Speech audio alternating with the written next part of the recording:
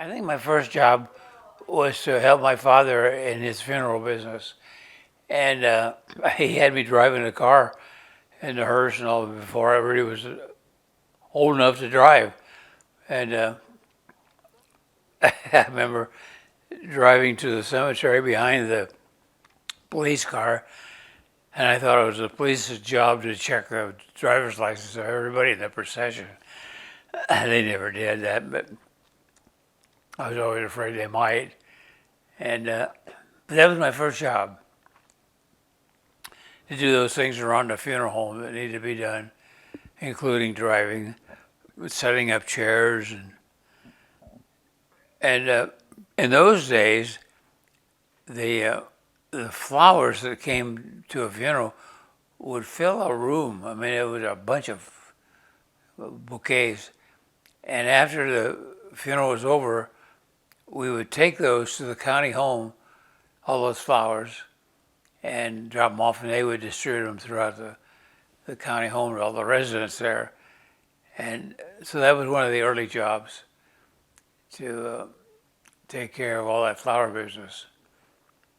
And you didn't have a driver's license?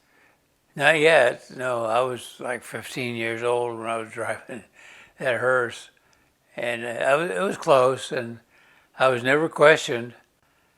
Uh, One time, we had a 1941 hearse, and it was narrow.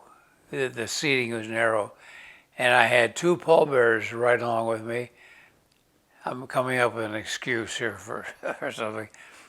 And they were crowded against me, and so we had to leave the funeral home, go to one street up, and turn, get on the street that went to the cemetery. And as we turned, I couldn't get my foot over on the brake fast enough, and I dragged along the side of a beer truck.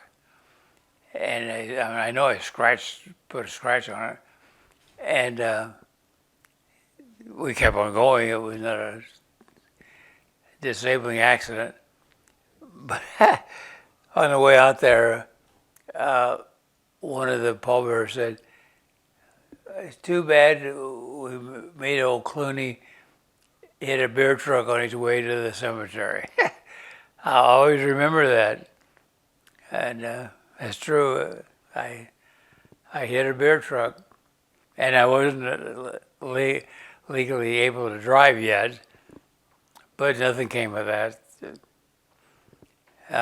except that on the next funeral, as we left the funeral home, my dad turned to me and said, "See if you can go to the cemetery without hitting anything." So somebody had squealed on me and let them know that I had hit a beer truck. Really, I grew up around the funeral home, and I was always setting up chairs and moving the flowers and whatever had to be done at the funeral home. And looking back, and that building is empty now, and as I look at it, it is super small. I don't know how we got away with a funeral home that small. And if we had more than one funeral going on, it was really a problem where to put the caskets around the place. And every once in a while, we'd have three going on at the same time. But we did. We got away with it. And that